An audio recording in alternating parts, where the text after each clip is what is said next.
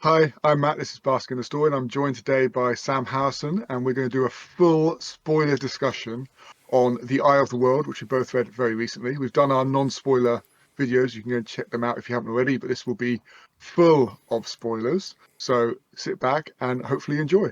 So, where would you like to start? Well, I think if we just start with initial thoughts, I think we landed slightly differently on how we felt overall about the Mm, book. So I think we start with overalls and then we'll delve into specifics because I think you fell on a much more positive side of the spectrum, and I yeah. wouldn't say I was negative, but I was much more neutral, shall we say, in that view. So what was your highlights from the book? What really made it stand out to you? I think you gave it like 4 out of 5. Is that right? Yeah, so I gave it a 4 out of 5. But for me, I think the most interesting thing was that I was really surprised by it overall. I was expecting it to be very stuffy, to have like very purple prose, to be full of repetitive descriptions, because that's what everyone tells you it's like. They're like, oh, you have to just suffer through it, and eventually it gets good at like book six. And that's not what I felt at all. I really, really enjoyed the book. And I think that the big thing for me was the gap between my expectations and what I actually got from the book was what I think made it that 4 star, if that makes sense. Okay. Yeah, I think whenever you read a book, especially one that is like this, where it sits at a lot of people's best series of all time lists. It's right up the top of a lot of people. Mm. And, it's both our first time reading it. And I think expectation versus reality always a critical factor. If you go in with massive expectations, there we go, showing a nice fancy cover. Yeah. If you go in with really high expectations, it's very difficult for a book to, hit those heights and you're going to be a bit disappointed. As I think if your expectations are overturned in a positive way, like yours have been, then it's absolutely joyful. I think from my perspective, it was okay. I think the main there's some real big positives from the series, and I think it will develop as we go along. I mean, it's 14/15 books, whichever number it is when you've got the prequel. Uh, so there's lots of development to do. But I think for me, I didn't I didn't have the sort of emotional connection with the characters. I don't think through it, and we'll come on to the character thing a bit later, and some of the events that happen, and probably touch on maybe they didn't hit as hard as I thought maybe they could. Mm. Um, and also, I thought the ending was a strange one for me because, again, I think we'll talk about this more detail. It felt a bit rushed.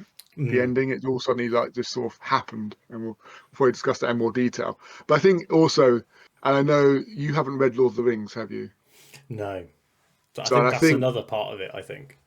yeah, and you talk about purple prose, and I think with this is not like because I was expecting because everyone sort of says, or a lot of people I've spoken to have said that it's a almost a homage, a tribute. Some would say derivative of, depending on how you want to phrase it, the Lord of the Rings and J.R.R. Tolkien's work. But the prose is very, very different. Like Tolkien's prose is, what we describe as very purple. It's very detailed, and it can, especially Lord of the Rings, it can be quite tough going. I mean, Mm. it's incredible, and the work that's done is absolutely outstanding. But it can be quite tough going. And when you compare it to sort of modern works, they're much easier reading generally. And I think fits somewhere in the middle. This was quite an easy read. I didn't feel Mm. like you. I felt it was quite a comfortable, easy read. I never felt like I was getting bogged down in any detail. And yet, and this is one of the positives, there was so much detail somewhere behind the scenes that obviously Robert Jordan had built in the background. Mm. But I think just on the Lord of the Rings, let's just get that bit done because there are a lot of comparisons which obviously wouldn't have hit with you necessarily. But some of them have. Have you watched the films? Yeah, so I've watched the Yeah, films, and I've watched the extended editions of the film. So I've watched the films in yeah, the cinema once, and I've watched the extended edition at home once.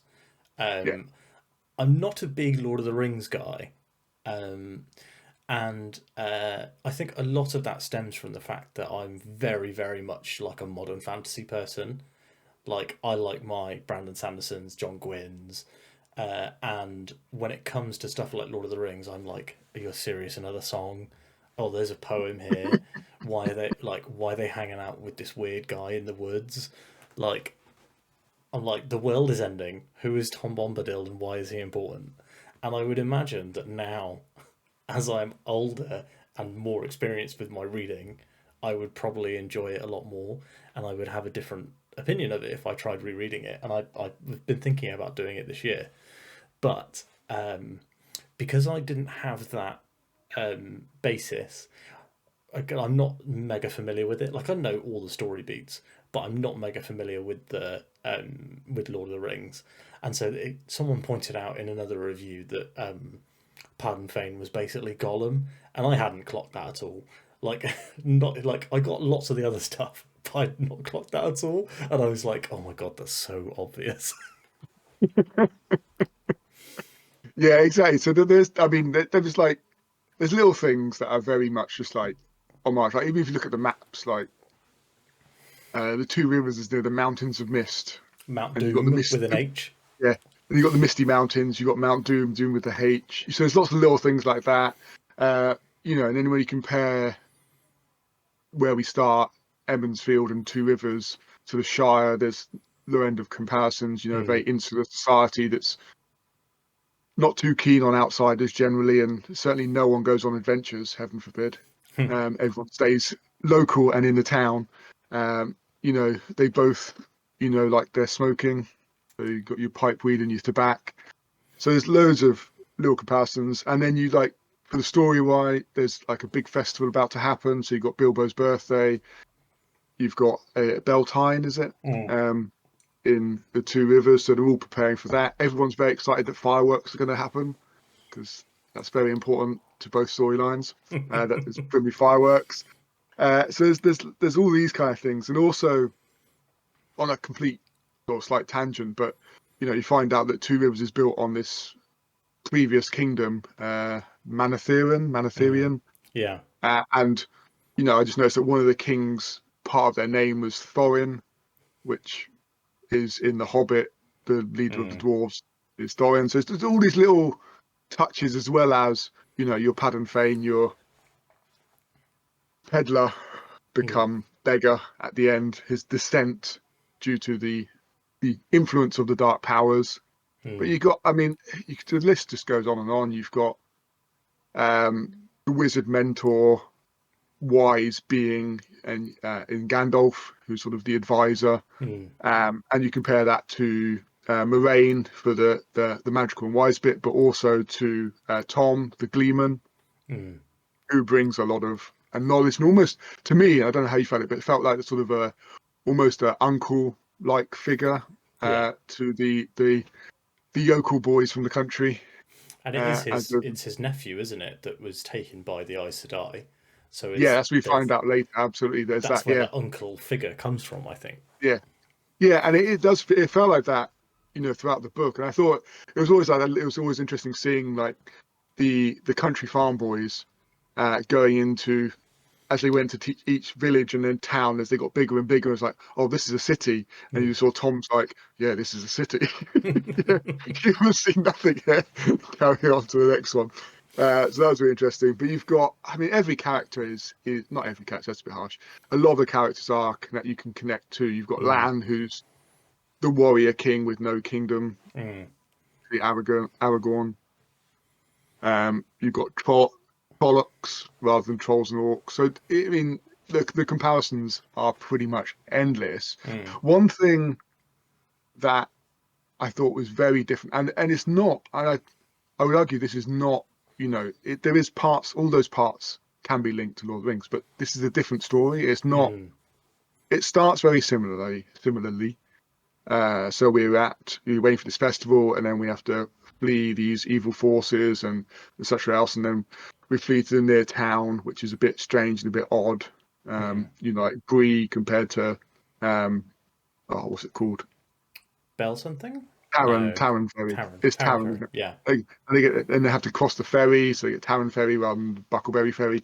So there's a lot of little bits, but then it changes. It becomes a very different, its own unique story. Mm. And what I think was very, very different was really a couple of things. One was, and we'll come on to characters now, I think, Matt, but one was the in Tolkien's work, there are very, very few female characters. Mm. They put a load more in the films um, to try and balance the casting out better and give a slightly different view of storylines. But Mm. in the books themselves, there's very few female characters. As in the Eye of the World, there's a lot of not a lot. There's a So it's three major almost ones. almost equal, yeah, almost equal number of major female characters, and Mm. that is really interesting. But what that made me think of, and I'm sure other people have sort of picked up on this, is that you've got the Aes Sedai, who are this all-female, powerful, influential, seem to have their fingers in everyone in all the pies that we sort of Mm. get the idea. Sort of they're seen as sort of scheming, got their own agendas and whatever else, and trying to manipulate people to their own means. And that made me think of another classic book, which is Dune, Yeah. and the Ben Gesserit. I don't know how you say it, Ben Gesserit. There's That sort definitely of a lot. female Yeah, definitely a lot of sort of inspiration for connection as that. well. The So, the Aiel that you don't get much of in book one. mm, So they're supposed to be quite heavily inspired by the Fremen from Dune as well. So I'm excited to see more of yeah, those characters, see where we go with both of those groups. yeah, and I, I think what I loved about this book, I was jumping around a bit now, is that the world building Mm. was in general pretty wonderful, and the fact that he gave you little bits as you go along the journey, and it's these ignorant country folk Mm. slowly having their eyes open to what the real world is, and expanding their minds, either through stories from Tom or actually seeing things out in the world. Mm. There's always more layers to it that you didn't get the detail of. Yeah. There's always little bits of, this is from the age of legends or the age of myth, or Mm. when the world broke and stuff like that. It's all very different. And I think, that world building, and that even from the prologue, really, even from the prologue, that first few Mm. pages of prologue was really just threw you into, this has happened. This man has obviously gone nuts and killed everyone he cares Mm. about, and then we then cut to this nice peaceful man and his father walking their cider into the village for the festival. And it was that sudden that prologue really just sort of built an atmosphere for the rest of the book, which I thought was very good. And there's a lot of So foreshadowing as well in that early yeah, section when they're traveling to the town, and Rand's like, "Oh, I saw a dude," and then he disappeared. yeah, and his Um, cloak didn't move in the wind; it all stayed really mm. still. Yeah, and it was and what because I haven't. So I know you've seen the TV series, Mm. and I haven't seen the TV series. So I went into this not completely blind, because everyone talks about Wheel of Time, so it's almost impossible to be completely blind to these things. We had in the prologue, we had obviously this individual who had gone mad, um, and basically broke the world, and there was this dark figure who was sort of there, or in Mm. black, and then we suddenly had these black figures Mm. following these villagers.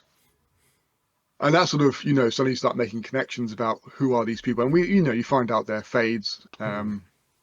and whatever else. But it was interesting to see that sort of it instantly gave a threatening aspect to the story, Yeah. which I thought was quite well done. That prologue immediately, oh, these are weird and threatening times. I found that more. I don't know whether you've read Stormlight Archive by Brandon Sanderson, but he has I so a.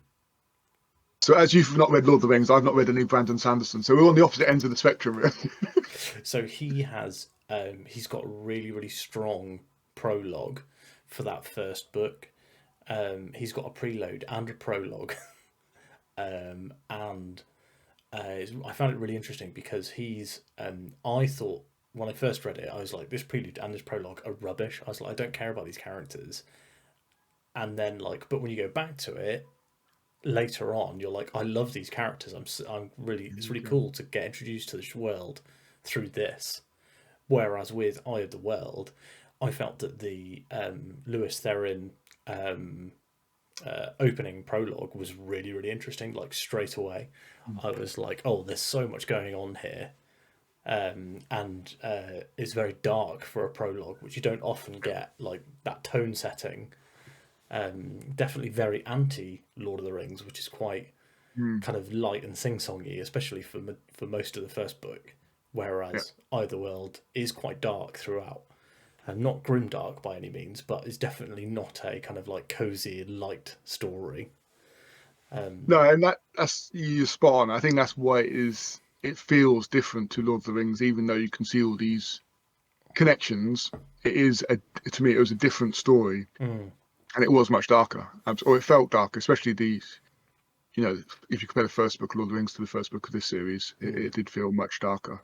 So if we move on to the characters, then, so what were your? Let's start with the big man himself. Literally, the big man. Was he 7 foot something? The giant among men, Rand. I mean, he's obviously the main character. We get most of his POV. So, what were your thoughts on our big man? I thought he was quite interesting at the beginning, and there's a lot of the time where he kind of feels like that person set apart from the rest of the group, and obviously you find out why at the end. But I thought that was really interesting, and I quite liked Rand's perspective. I liked when he did things where he was like, "This is an awful decision, but I kind of have to go through with it." Like when him and Matt are in that awful town where everyone seems like they're a criminal, and the innkeeper's clearly going to rob them, and like everything is going wrong, and Rand knows that everything is going wrong, but he's like, well, I have to go along with this. We have no other choice. And I thought a lot of that was really interesting. And like he feels very trapped in the story between like where he wants to be and where he has to be. And I thought that was really good. I liked the like, oh, he's not like other boys. Like that was kind of the like that was almost like the angle that Jordan goes with. He's like, oh, he's not like other boys. And the rest of the crew as well, very different. Yeah. So for me, I agree. Yeah, I enjoyed he's not like other boys. I enjoyed, the bit where every woman he meets, basically falls in love with him, and instantly wants him. And there's that nice running joke throughout of him and Perrin, and just I wish the other one was here because they know how to It's so funny. talk to I girls. laughed every Yeah, time. yeah.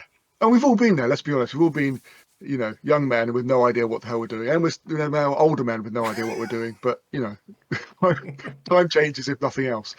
Mm. So I did enjoy that. I felt, and I liked the mystery of who he really is and Mm. his origins, and I think we'll get more from that definitely as the story progresses, because from the beginning, obviously he's very connected with his father. It's just the two of them on this farm. And there's that, but then it suddenly becomes out that his father may not actually be his father, and who actually is he, Mm. and where does he belong? And as you know from our text conversations, I like to know about names, Mm. and the reason I do is because I think, especially if you write, and I'm not a writer, I've never written anything, but you know, when you name some of your main characters, in my head, then there must be a thought process to it. It's either I really love that name and I can stick with it, because if you're going to write, if you're planning a 14, well, I don't know if he's planning 14 book series. If you're planning a I think massive five series, originally. It was planned okay, for five or so six. which is still a lot of time to invest into writing, Mm.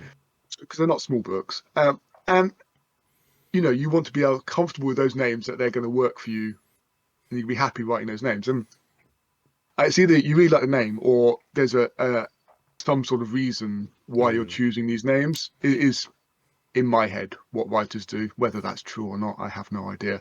But anyway, what was interesting is I started looking up names and why they are. And Rand, it has two meanings. It means like shield, or the rim of a shield. But the other Mm. one's interesting is it means, and I've got it written down. sort of it's Old English for riverbank. Mm. And what's interesting is obviously it's two rivers, so he sees himself as member of two rivers, riverbank, Rand, etc. The other part of his name is Althor, Mm. which obviously has a huge Norse inspiration, Mm. and very clearly leads to what happens later on in the book. There are a couple of instances where Thor, being the god of lightning, Mm. well, suddenly Rand is creating lightning out of thin air, Mm. and so there's those sort of connections that you start to see. So I thought that was interesting choice of names. And then we mentioned Perrin, so he's probably the other one we get some perspective Mm. from. So what do you think of? Because he's the blacksmith's apprentice, isn't he, Perrin? Perrin was interesting because his issue is they all kind of have this internal conflict. So Rand's is like who he wants to be and who he is, who he has to be and who he wants to be, and Perrin's is kind of like who he wants to be and who he is. Yeah, So it's his conflict is about something that's very internal. There's no external pressure on him, unlike Rand. But the internal pressure that he's feeling is like, oh, I'm like a monster. I'm awful. I'm like a demon, and he's really worried about like, can I go home to my family, my whatever in this state? Um, it's quite funny you're talking about names because I remember reading the book and going like, all of these names have like a very kind of similar sort of close to English names, except for Rand. Because obviously Rand feels quite different, mm, and obviously that I think is intentional to set him apart. But then you have like Moraine, which is Maureen, Perrin, which is like Perry or something like that, and then Matt, Egwene, which is just Gwen with an E on the front, or Wayne with an egg on the front. Um, there's quite a lot of very common English names or the roots of these English names. And I guess Rand could be Randall, but like I feel like Rand, it being so short, like that single syllable, is really interesting. It's a good name for mm. a main character, apart from the fact that it rhymes with bland, which allows people to do some terrible wordplay in their reviews. Yeah, Or good absolutely, wordplay, bland sorry, Rand. Timothy. Yeah, yeah, bland Rand. But yeah, I think so. I mean, you didn't go for Randy then; you went for Mm, Randall rather than Randy. mm, But okay. So yeah, and I think Perrin was interesting because to me, I liked Perrin's character more than Rand's actually. I thought mm, he had, the conflict in him was interesting. I think the perspective of others of him, that he was very mm, self-aware of how other people see him as this sort of a little bit slow, strong and slow, a big brute, but maybe not much between the ears. But he's actually very considered in his approach. He takes mm, his time. He's quite, you know, thoughtful in what he does before he makes a decision. But the wolf bit, let's just come on to the wolf bit because that's the his transformation, his change, mm, and and suddenly, you mentioned being a demon and this is when I come to sort of emotional impact of changes that it didn't, because that's a massive shift in himself and his view of himself. That mm, suddenly he is part wolf is the wrong expression, but he can connect with wolves. He can, mm, hear their thoughts. He can communicate with them, etc., etc. He's part of a pack, mm, and we meet this Elias who sort of, in a sense, guides him. But it didn't. I didn't feel the emotional impact as much as I'd potentially expect from a change like that because mm. it just happens like Yeah. really quick. Like he meets this guy and he goes, "Oh, you've got the power to talk to wolves," and then boom, he can hear wolves thinking, and it was like, okay, there was no overcoming or obstacle. It was just like, there you go, you can now Mm. talk to wolves. And it just didn't resonate as strongly as I would expect something like that. I don't know how you felt about that part of the book, the Wolf So Brother. So here's the interesting part, right? And I often go back in to think about. So there was this comic in the like early 2000s called Rising Stars by J. Michael Straczynski, who's the writer of Babylon 5. And he had created this thing where there was a small town, and all the children born in this town had superpowers, and then a few of them didn't. And there was one that was like, "Oh, I'm part of this group of children, but I never manifested my powers." And then there's one scene where she touches a dead bird. That she finds a bird that's been hit by a car, and she like picks it up and puts it to the side of the road. And then like as she turns and walks away, it like comes back to life. And it just turns out that she just never touched a dead body before, because you wouldn't. And Yeah, one of the things that I was thinking about is that there just might not be wolves in Emmonsfield. yeah, And maybe. I mean, I think I they know that's mentioned. stupid, but like Yeah, when I was reading the book, I was like, well, I guess if he's seeing wolves for the first time, it makes sense. yeah. I mean, they did talk like when Rand and his father Tam were sort of walking. They were talking about wolves venturing closer to the village Mm. and other, you know, creatures. But But I'm is pretty that sure because wolves they were can feel mentioned. Perrin is there and they're attracted to Well, Perrin? Is that the maybe, foreshadowing maybe. that we've all abandoned?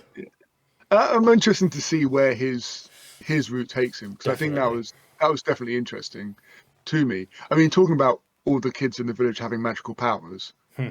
I mean, like literally everyone, uh, Except Matt. other than Matt. And let's come on to Matt because he is the worst. I don't understand how he's everyone's favourite character when He's he's so terrible oh, in this book. he He has no sucks in this. personality.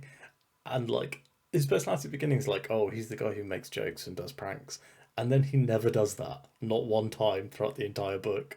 Even before he gets like the gets entrapped by the ring or whatever, the evil dagger. Like Yeah, he's still just like before then he's still just there.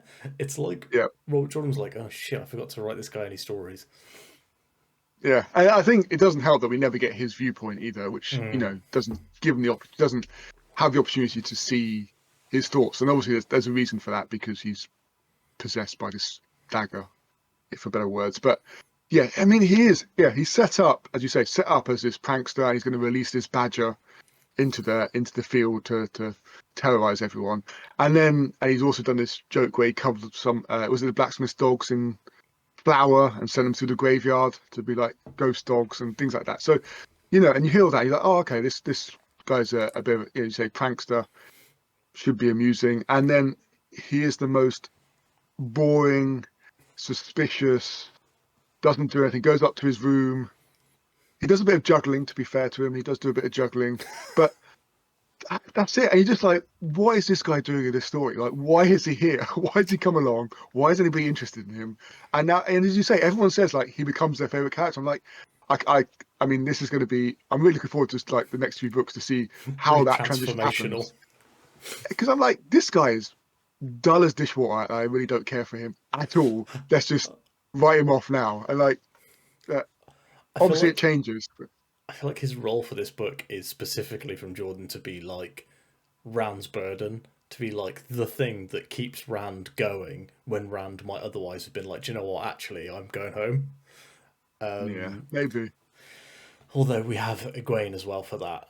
Did you know that the change they made for the TV show is that No. Egwene and Rand are together at the beginning of the show and they have sex in the first episode. Like there's a Okay. scene where like you go up to Egwene's bedroom in the inn and like they're getting dressed after like doing it, and it's like I cannot imagine the Rand of the Eye of the World and the Rand like No. these two things do not mix.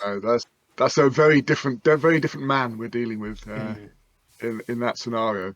But I think Egwene was interesting because she definitely. was the one person that wanted to leave the village Mm, and wanted to get out and actually explore. And then, like, I hope we get a lot more from her because I felt that was, in a sense, that was one of her most interesting aspects. That's actually she's the only one that's actually wants to go out and do something and explore.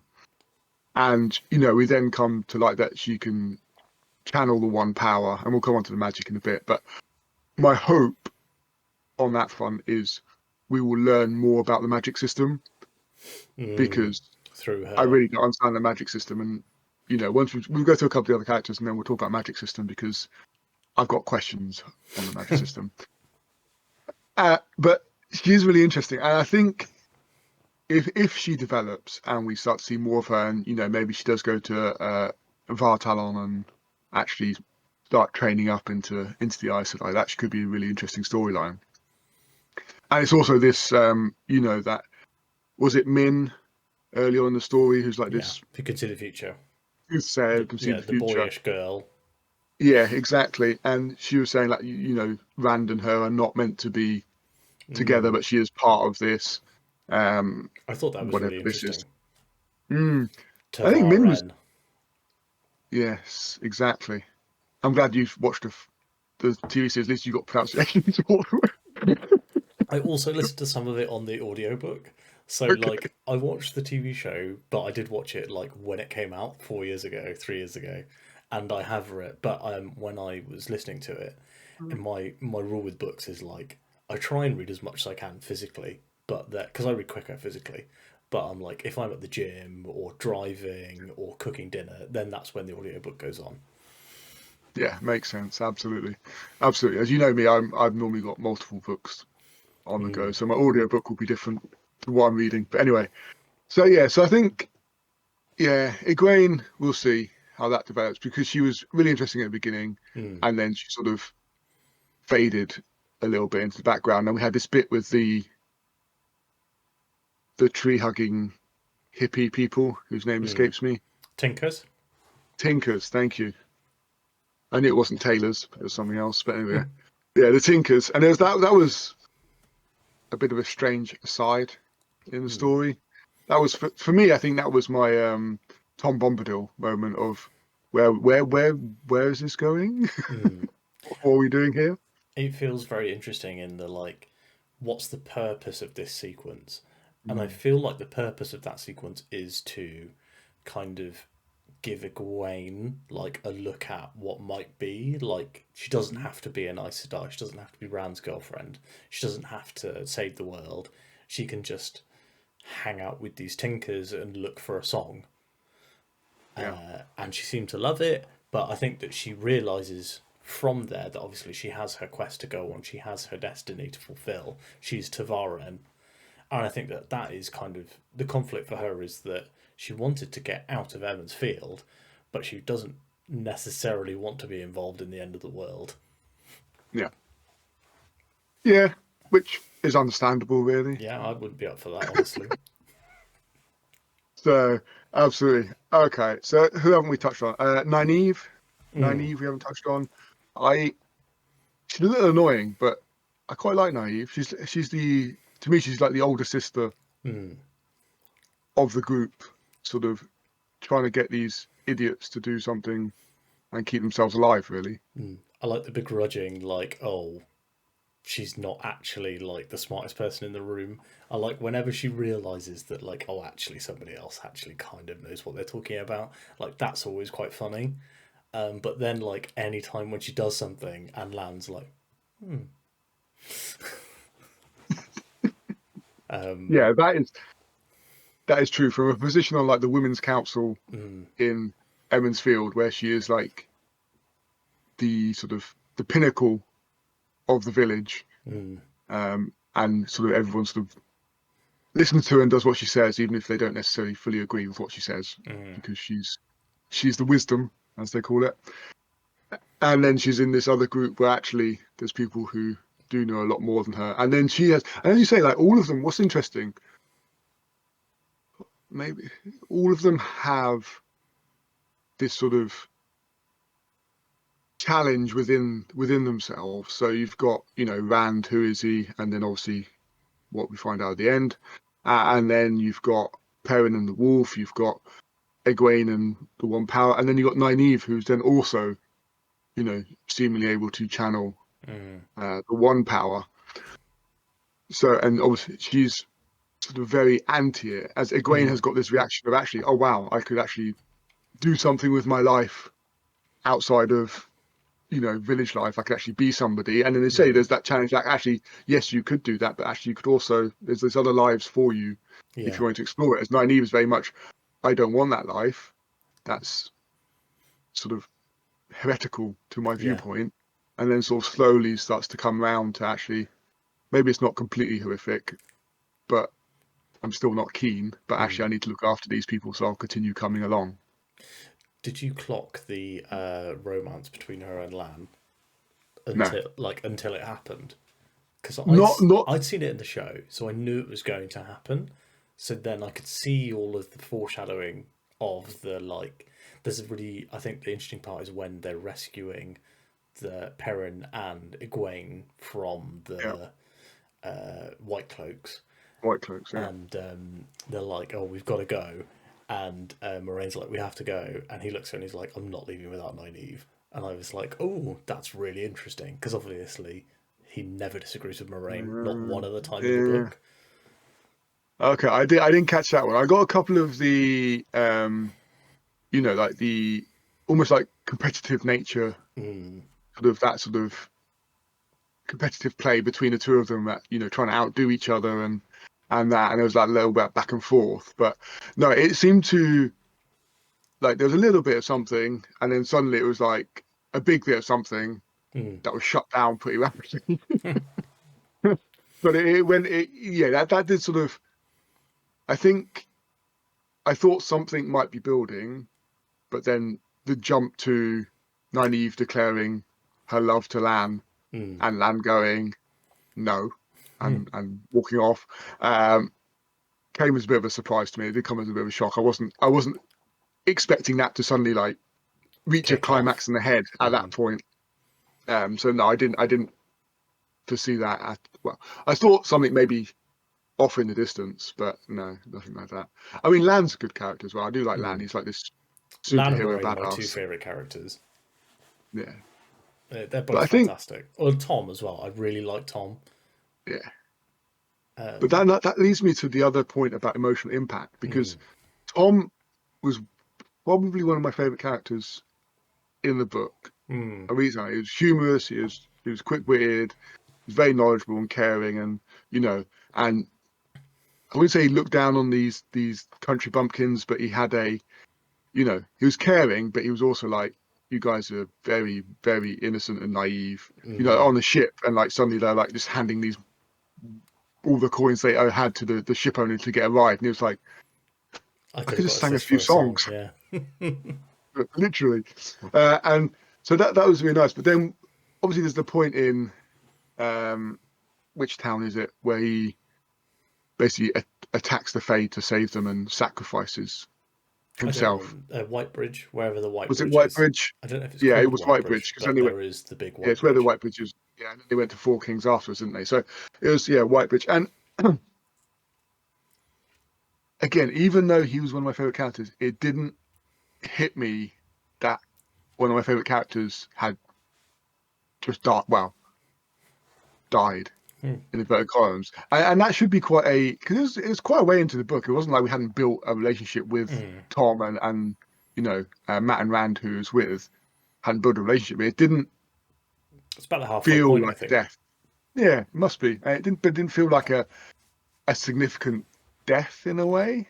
I think this is why this book didn't hit that sort of fours, and I put more sort of Hmm. a three-ish, because it didn't, something like that.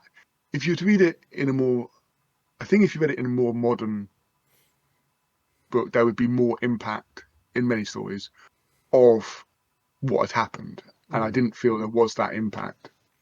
Do you think that that is intentional so that Jordan wants you to think that he's still alive? Because the death happens off screen and it's Yeah, very quick.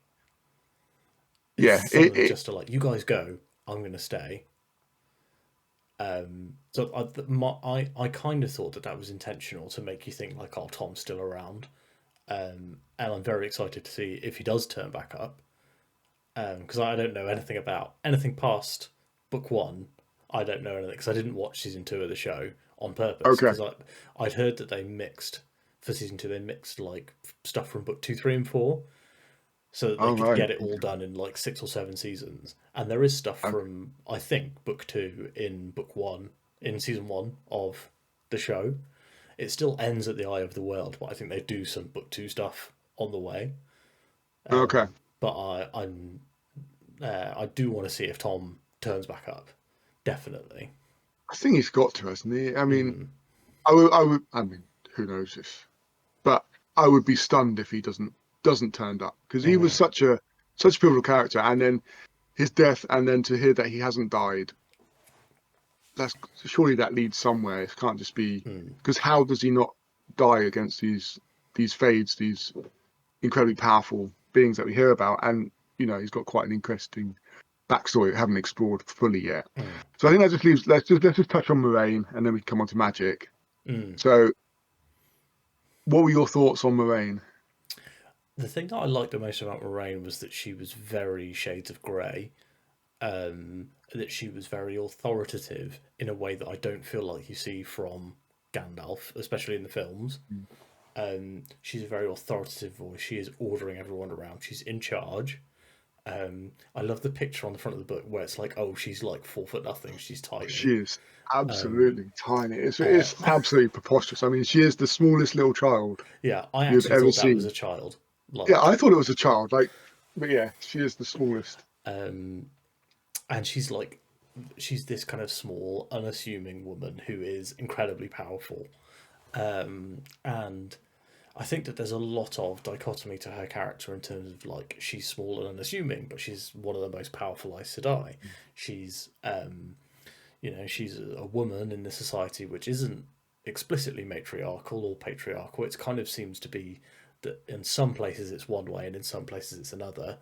But especially to the Emmons Fielders, they look to men in many ways as their leaders. So they have the both, don't they? The men's and the women's council, but the men's council is given a lot of prominence in Emmons Field. I feel like, and then you have like, so she's a lot of contradictions. She's very stern, but then you find she's often quite emotional. But behind that kind of stoic exterior, she's the character I was probably the most interested to find out more about.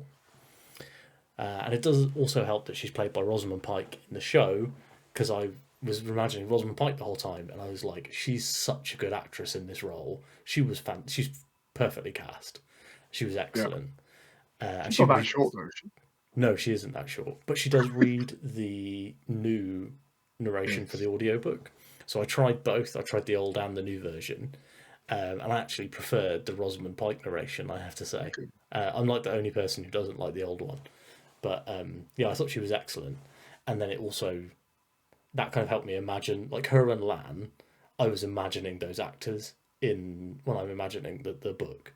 Whereas for the other characters, I was kind of like seeing them how I felt they were in the book. But Yeah. those two specifically were they stood out so much in the show. But then, of course, like I said, she's kind of a contradiction. She's a lot of contradictions. And I desperately want to see where they're going with this. And also, did it feel like to you that they were hinting that she was the rightful queen of that place where Rand meets the queen? And they're like, oh, the real queen declined the throne and joined the Aes Sedai. And Oh, I didn't pick up on that. I'm No, but almost certain that that is what it's going to be. okay. Because there's a lot of like, oh, the eldest daughter like declined the Yeah. throne, and there's a lot of stuff going on there about the throne, and they're really really hinting that it's going to be Moraine to me, and I really Yeah, want it to see if could I'm well right. be. Yeah. Because they did say because they send off their eldest first daughter to the Aes Sedai to be trained, and then Mm. the eldest son goes off to the north, Orders. yeah, somewhere Mm. to go and train They as go well, somewhere. and then they're supposed to come back. Yeah, they go somewhere. We'll find out, I'm sure. There's a lot of information to take in. I can't remember it all. Mm. So they go, but yeah, but I think Moraine, I enjoyed Moraine a lot. I thought it was Mm. interesting seeing the the view of the Aes Sedai from the stories Mm. and then seeing her in real life, for a better term, as an actual Aes Sedai. And I thought it was interesting where you talk about the morally grey, and also where the stories are like, you can't, they may not be fully trustworthy in what they say. And there may be other sort of meanings or other interpretations to what they're sort of telling you. And it was like when they got the ferry, and we'll pay for this crossing, and they paid a lot of money, but then she's used the magic and basically sank his ferry, so he couldn't then bring anybody else across if they were being followed. And it's this sort of conniving, scheming. She's manipulative, definitely. Manipulative, yeah, but super intelligent, super powerful, and also trying to help these people. Like she's trying to, but then it's because she is manipulative. You go, but why is she trying to help them? Like, why is she so encouraging, agreeing to join the Aes Sedai? Like, why is she so focused on that? Why is that so important to her? And I think the whole Aes Sedai bit, and you touched on the patriarchal society. I think that's really interesting, that balance between the two. You've got the Women's Council and you've got sort of Men's Council. And you get the feeling that the Emond's Field is more of a patriarchal. But I wonder if that's because you see it through Rand's eyes. Yeah. So you see it through the male's eyes. Because when Nynaeve seems to be all powerful, we get like the hint that actually the Women's Council do a lot of organising and the arranging, and things happen because they sort of make it happen. And Nynaeve goes into the sort of the Men's Council and tells them what informs to do. them, informs them obviously very politely what they should be doing. And so you get that idea, and obviously we'll come on to the point to come on to the magic system, where you've got that two halves of the magic system. The male side is corrupted, and therefore can't be used. But it does seem it's interesting because a lot of women in power in this book. So you've got the Women's Council, you've got obviously Moraine, the Aes Sedai, and you've got the only head of state we meet is obviously the Queen, Morgassi, something Don't like remember. that. The Queen. Anyway, so there's a lot of women in power or in powerful positions. But the magic system is fascinating because it is, there's two halves, but actually one half is corrupted. No one can use it. Otherwise they go insane, which leads you back to the prologue of the book. And we've got this false dragon that's been captured, who supposedly can use it, but we're waiting for this dragon reborn who can then channel the power.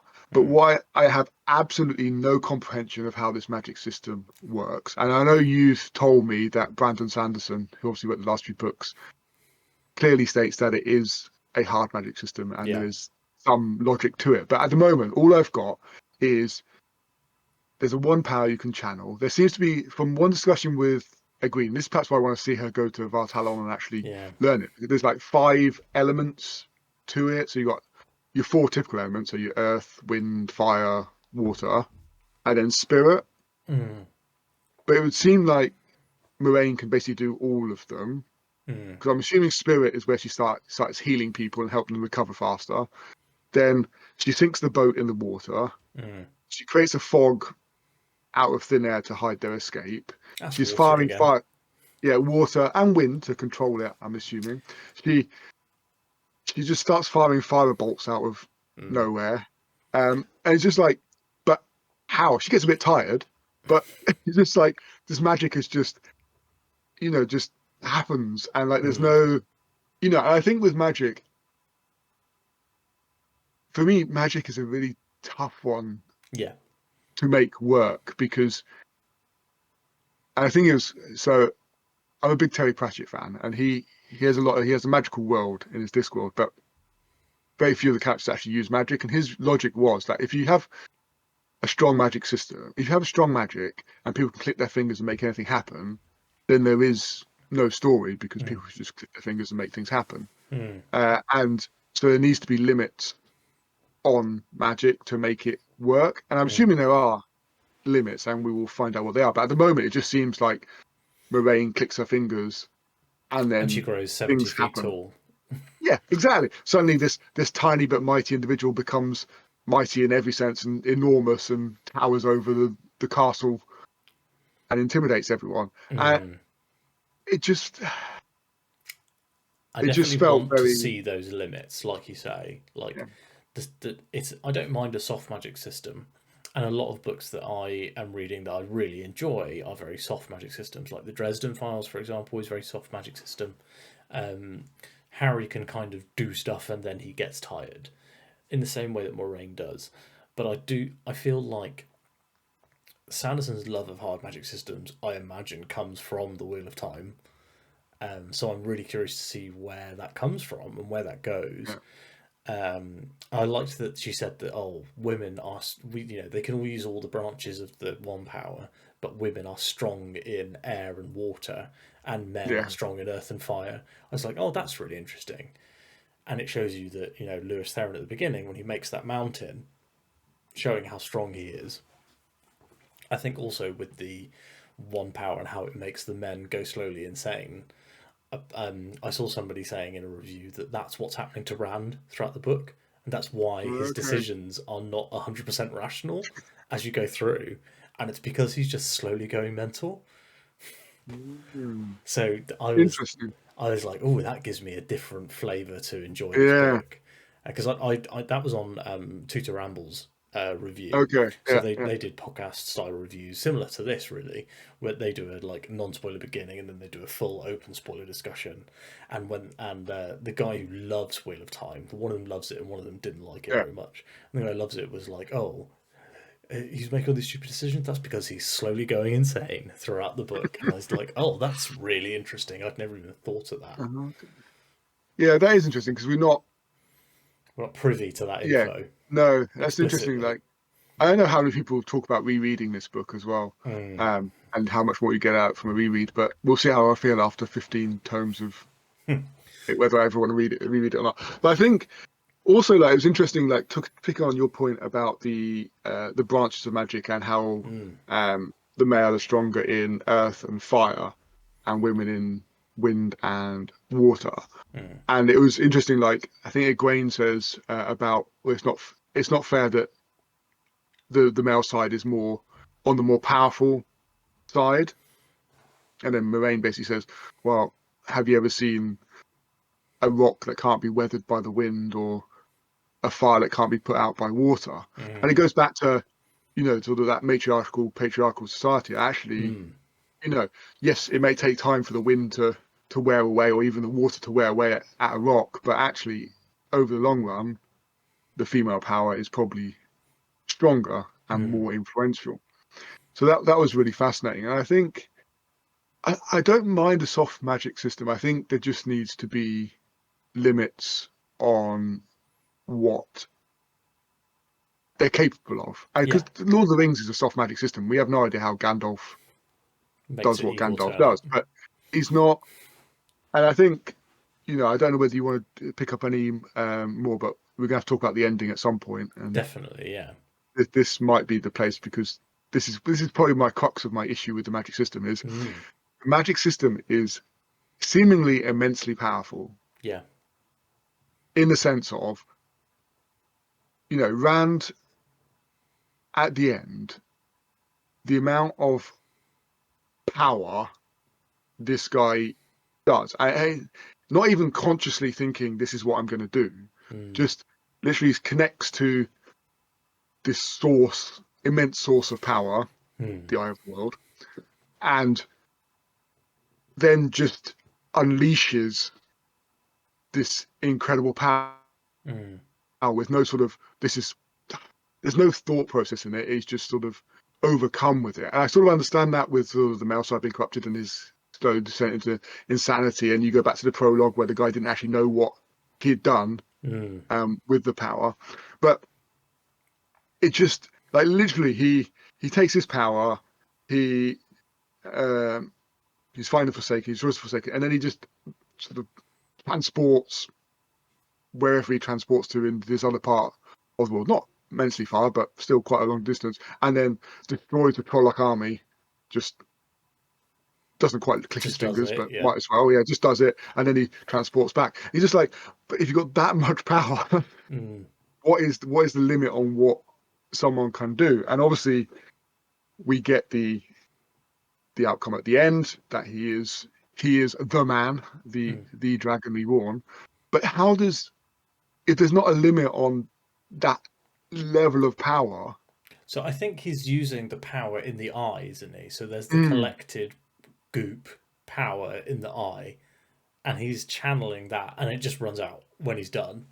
Like, so I think that there's something there, but being able to obviously put through that much power is like a very much like, oh, Rand is actually very, very powerful. Like the potential there is very high. yeah, And you are right though that the ending is quite out of nowhere. I feel like you don't really know who or what the Forsaken are until they turn up, and then they barely explain themselves and then die. And then like I really I liked the book, and I liked the ending was probably one of the big things that knocked it from being a 5 star for me. yeah, I don't think that book ever would have been a 5 star for me, like reading the whole thing. But the ending was one of my big detractors, and it's quite funny reading about how it kind of came together, and that Jordan basically was like, "I need to wrap this book up in case I don't get any more books." But he didn't really have a planned ending, so like before it was sent in, he just kind of knocked this together. And I think it's quite, and like all the Lord of the Rings stuff is apparently just because if your book wasn't a blatant rip-off of Lord of the Rings, it yeah, wasn't getting published. Which is why I've given him a bit more leniency on that. But yeah, the ending is the worst kind of explained part of the book. But I would imagine we get better endings as the books go on, simply because he's like he'll know where he's going to drop stuff off and pick it up, because the yeah, Great Hunt was actually published the same year as the Eye of the yeah. World. So if you were reading it back in the day, you might have finished it and been able to go pick up the Great Hunt if you were a slow reader, you know. So I would imagine that he wrote the Eye of the World, submitted it, and was like, "Well, I've already got this other book if you like it." Yeah, I imagine must have done because they did come out both in the same year, so he must have had the manuscript for the second one pretty much done as the first one went in. But I think yeah, the ending was disappointing. As I said, the Forsaken just turned up. We got to the Eye of the World really easily, and as part of the world building, was really good. But there was Mm, parts where it was just, and one part was we meet the Ogier, L'Oreal, or whatever his name is, and they go, well, we've got this, you know, the ways, and we can just there's this like magical tunnel system, and we mm, can just get to other places really, really quickly. And then literally, I mean, I'm going to paraphrase here, but literally, it goes, someone goes, what is this ways? And then Moraine goes, well, it's not my story to tell. Let's have it's your ways. Why don't you explain it? And then we have like a page or two of basically a monologue of, well, this is what it is, this is what it does, this is mm, how it works. And like it was like, okay, well that's the most blatant download we've had. As the rest of it, I felt was pretty natural. We had Tom telling his stories mm. to entertain, not necessarily directly to us as a reader, but more Yeah. entertainment for the pubs. And we started picking up little bits and pieces, and there's a bit of explaining things. But that was for me the most blatant. I need to fill this gap in. So here's this knowledge dump. Now you know what it is. Let's go and transport ourselves hundreds of miles away in a matter of hours or days. Uh, so that is that, and then eventually get to the Eye of the World, and actually we learn a bit more about Lan, which is quite interesting. I'm really fascinated about Lan and Moraine and their Mm. relationship, how that formed, because we get sort of a bit of Lan's backstory, which is really fascinating. But then we get to the Eye of the World, we meet this tree man, Green Mm. Man, um, And he's just there. and he's just Don't there worry about it. again. Exactly, he's there, and then as you say, these two Forsaken people just turn up, and they're just there, and then the tree and one of the Forsaken have a big fight, and they sort of kill each other effectively, and then this tree grows into a massive tree in the Blight, and then Rand is just randomly fighting this other one. Everyone else just runs away because that makes sense, and Yeah. Moiraine's not strong enough to fight this one off. It's like, I don't understand who these people are. I don't understand where they came from. Supposedly they're from way back. I get that, fine, but there's not really any explanation. And then Rand just starts channeling this. And I understand there's a huge amount of power trapped in the Eye of the World, which is why it's protected. But he's just somehow channeling it all, and then it starts just exploding all over the place. And it was a very. It makes sense that Robert Jordan was like, I just need to wrap this up somehow, and then I can flow into a next book, hopefully, if I get the deal. But it just felt very quick, very forced together, and we didn't get enough information. For me, and it's just like, okay, and and that's the end, and now we will carry on to book 2. But it was disappointing. It was a disappointing ending to that book. It really was. It felt rushed to me, less than disappointing. Like, I wanted more from it, but I was like, what we got was okay, but it felt very rushed. I wanted so much more about the Forsaken, and I feel like they're not brought up at all once throughout the book. And then at the end, the one Forsaken that Rand kills is like, oh, I was the one who made Lewis Theron kill his family. And you're like, well, that's interesting. That's kind of full circling the prologue, but like a little bit more would have been interesting and better, I feel. I think it feels like what it was, which is just, I had to have an ending. I think we'll get more of the Forsakens. I think they do say that it was fortunate it was only 2 of them have had arisen, or whatever the phrase was. Got out of the Dark One's prison, I think. Yeah, that was it. Yeah. So there was, so we're bound to get more, I'm sure, in future. But yeah, it definitely felt rushed, which was disappointing for a 700-page book that you have to rush the ending. Anyway, that was probably, that was pretty disappointing. I think you spend more time with Matt and Rand on the road going between inns than you do on the ending of the book. Yeah, you do. Yeah, you do, and you get the, and there was the bit where it was like is it 4 Kings, and there's that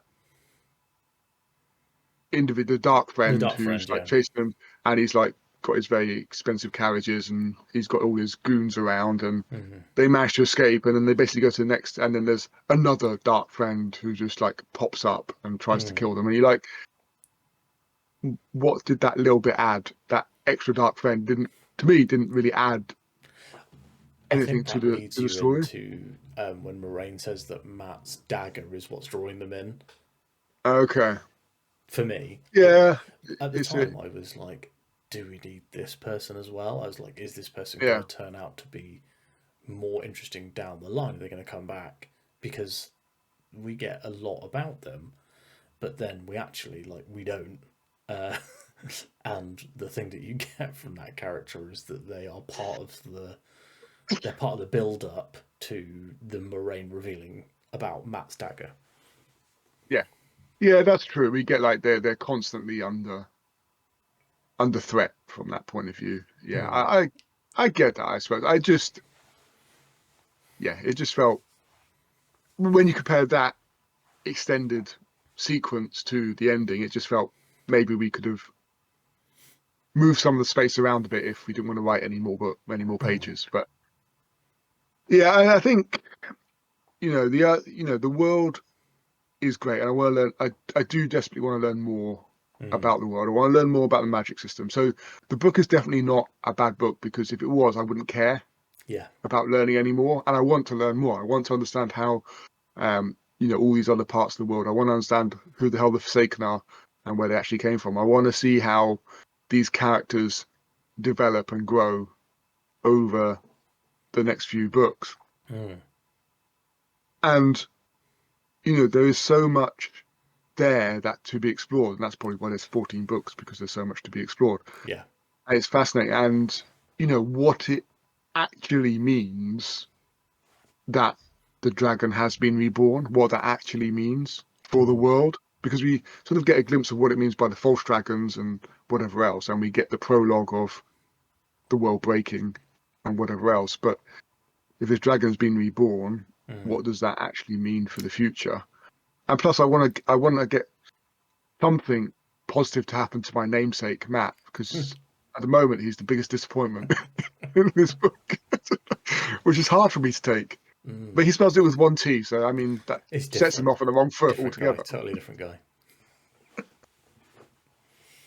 Oh, dear. So, is there anything we haven't that you wanted to cover off that we haven't covered off? No, I I think don't. we've seemed to discuss most things on my notes anyway. Yeah, definitely. Yeah, I think we've gone through everything. Um, I'm mostly just kind of this chat has made me very excited to get on to book two.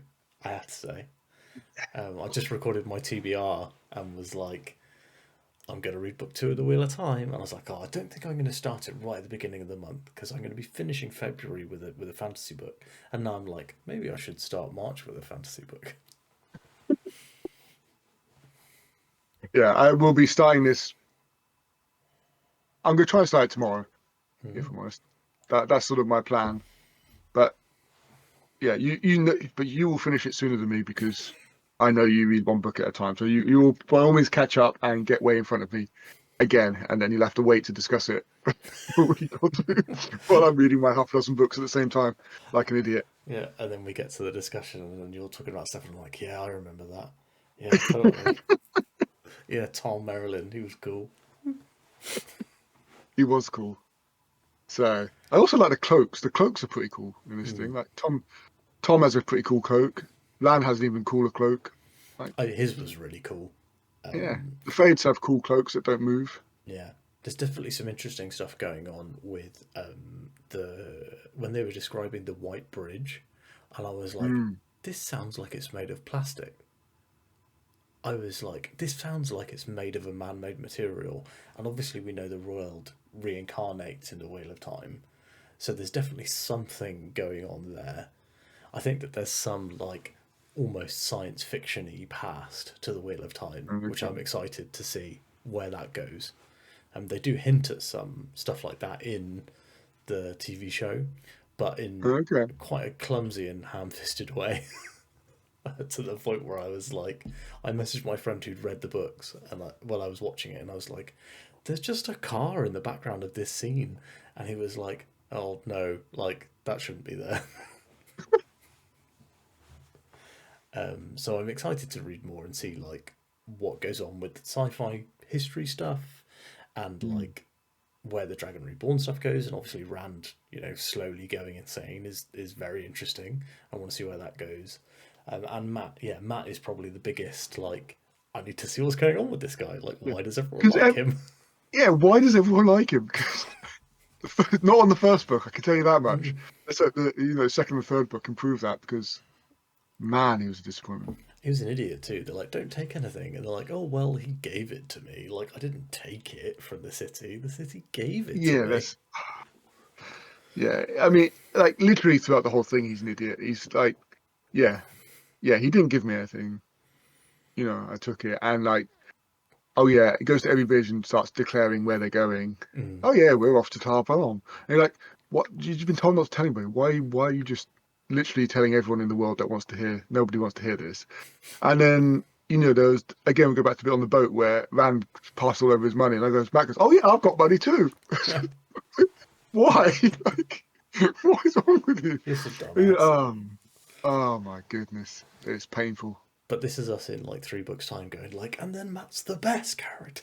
I hope so. I hope so. I'd love to see. I'd absolutely love to see the transformation in my views of Matt. I'd love to go back to this video and go, yeah, you had no idea what you're talking about. Matt is the greatest. Mm. But yeah, at the moment, my honest opinion is I don't care about Matt.